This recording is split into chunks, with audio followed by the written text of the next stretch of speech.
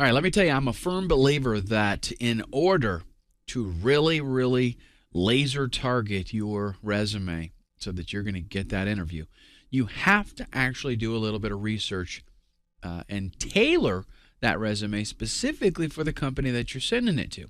So what we're going to talk about in this video is who is your student. Remember in the first video, we talked about you creating your resume, not as a marketer or a promoter, but as a teacher. You're instructing the person that's reading that resume and trying to teach them about you. In order to do that effectively, you need to know who your student is, and you'll see why in just a minute. Then I'm going to show you some resume research that you can do that will help better prepare you for, being able to actually get that interview. Who is your student? This is the first thing that we're going to look at. I want you to think about if you were a math teacher. Would you teach math the same way to kindergartners and to high schoolers and to college students? No, you wouldn't, and here's why. It's all math. It's the same basic topic, right? But each one of these groups of individuals has a different capacity, and the kind of math that you're going to relate to them is going to be different. So you have to, you could be a professor and capable of teaching all levels, but you're going to have to make some adjustments if you're teaching kindergartners, and then you're going to have to switch into a different gear to teach college students. All these students have those limitations, and you have to deal with that. Well, the hiring manager, they have limitations. They have a capacity as well, just like these different students have. So you would not just create a resume like you would just blanket teach math. You have to figure out what category they're in and tailor it to them. Now, not that, one hiring manager is going to be like a child and another is going to be like a college student.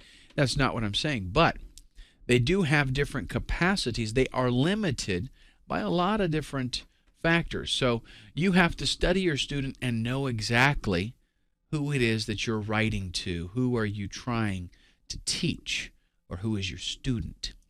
Let's look at some resume research that you will want to do. The reason that we're doing this is because you want as few surprises as possible.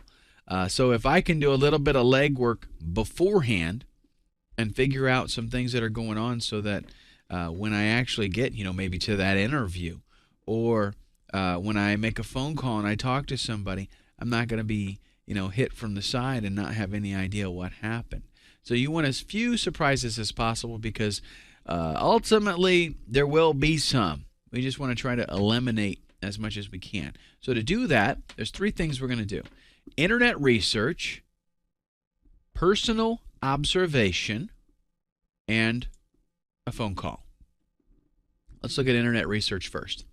This is actually really simple. Just go to Google, use Google News. That's a great tool.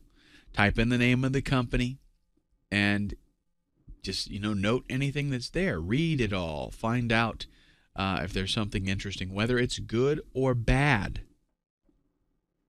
This is a good thing to do for a lot of reasons. Maybe, for example, something real bad's going on with the company and you really don't want to work there. It'd be good to find that out before you go through all this rigmarole, right? Or maybe something bad happened that you happen to be an expert in and you could have prevented it. That would be real good to know too, because you could put that on your resume. A similar issue that you dealt with where you prevented something like that. So being as informed as possible about that company is really a good idea. What motivates the company? You can tell by looking at the news, and maybe they even have a news section on their website, things that are going on with the company. You can see what they're motivated towards. You can also see what direction they're going. Find out what terminology they use.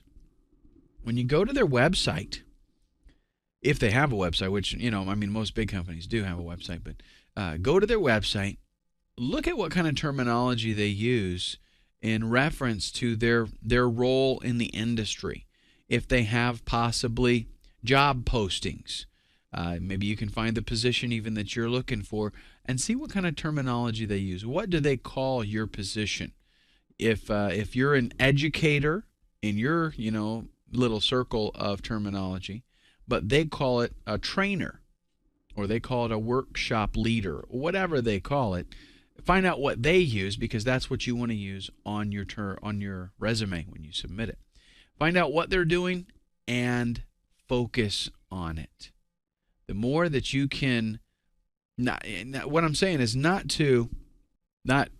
be everything to all people. That's not what I'm talking about. What I'm talking about, though, is anything that you can see that they're going towards, that they're motivated. If there's something in your history, in your past, that would follow along and fit in with that really good, that's what you want to hammer on. Obviously, remember your job here is as a teacher, so you have to teach them how your qualifications, your experience, how that matches up with what they're, as a whole, what the company is doing. Personal observation. Discover information that you can use for your resume. And I have to totally leave this up to you, because there's a lot of ways that we can do this. Perhaps they have some place that you can actually visit, something that's somewhat public. If there's some, certain things going on the internet that you can find out about them.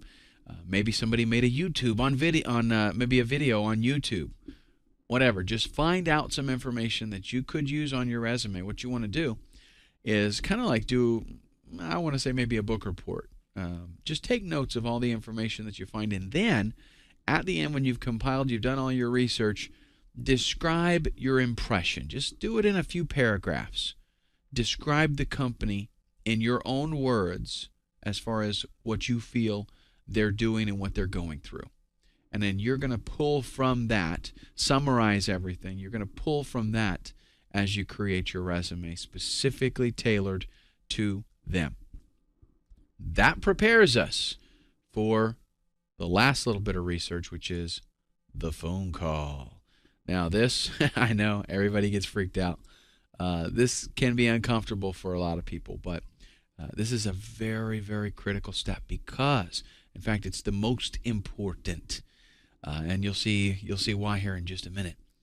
This is what's going to separate you from the other 50,000 resumes that are trickling through their office. This is what's going to put your name out there. And this is what's also going to allow you to do a whole bunch of your own research. You might want to,